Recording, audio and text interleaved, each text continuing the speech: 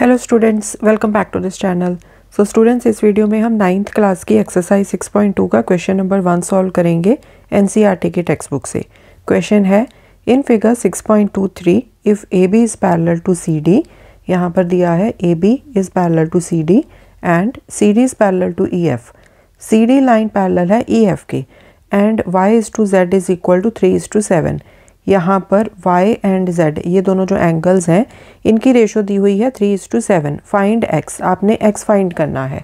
अब यहाँ पर देखो, यहाँ पर आपको 3 लाइंस दी हैं। यहाँ पर गिवन है A B is parallel to C D and C D is parallel to E F.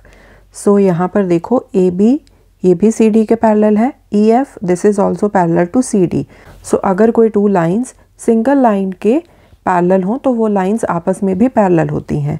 So यहाँ से आपको क्या पता चलता है, A B is parallel to C D is parallel to E F.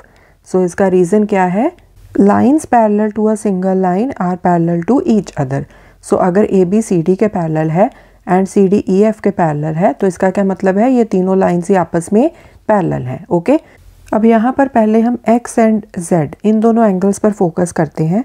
तो उसके लिए बस आप इन 2 लाइंस के ऊपर अभी कंसंट्रेट करो, A B and E F. Okay, and ये यहाँ पर ट्रांसवर्सल है, यहाँ पर एंगल है x, यहाँ पर एंगल है z।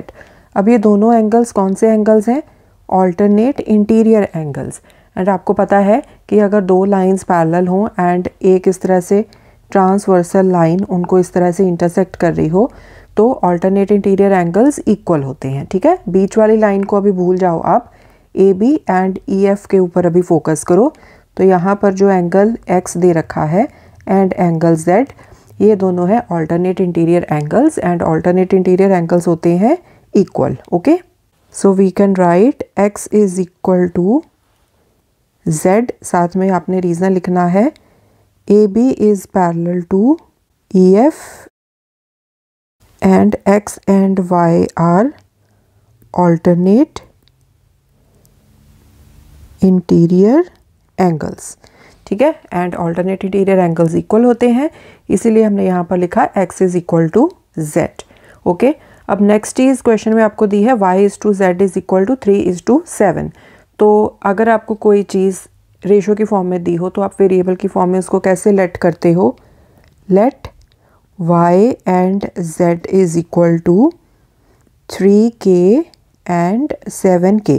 अब यहाँ पर जो हमने वेरिएबल है वो x नहीं लिया, k ले लिया, बिकॉज क्वेश्चन में x ऑलरेडी आपको गिवन है, एंगल जो है वो x दिया हुआ है, इसलिए कंफ्यूजन हो जाएगा। तो x की जगह पर हम यहाँ पर वेरिएबल यूज़ कर लेंगे k। ठीक है, नाउ x एंड y, अब आप कंसीडर करो इस लाइन को एंड इस लाइन को।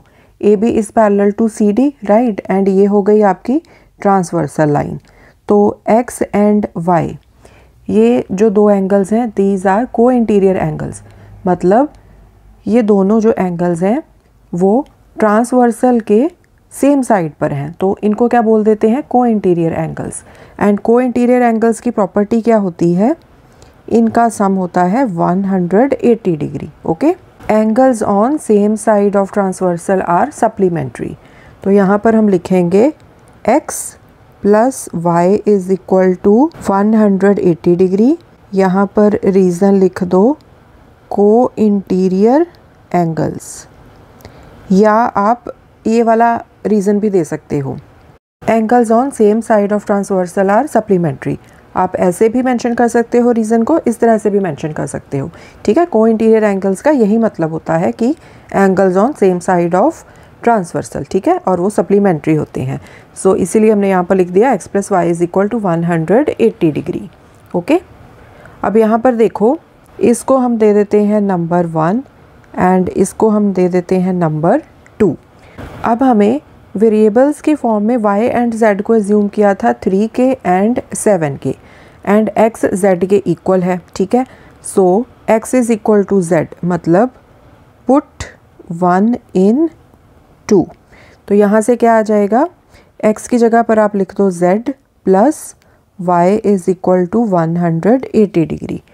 हमने क्या किया, x is equal to z, तो यहाँ पर x को हमने z के साथ कर दिया रिप्लेस।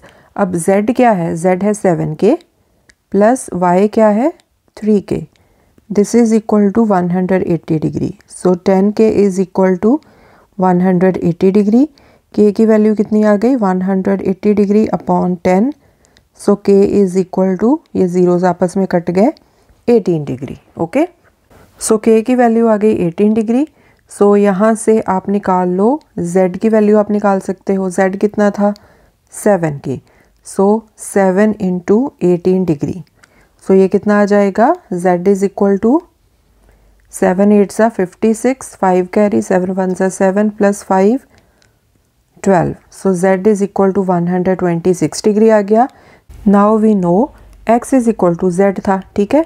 तो इसको आपने 1 लिया था ना, तो यहाँ पर हम लिखेंगे from 1 x is equal to z। So therefore x भी कितना आ जाएगा 126 डिग्री। सो ये आ गया आपका आंसर। ओके, सो स्टूडेंट्स, ये था question number 1। Next question we will solve in the next video. Thanks for watching, take care.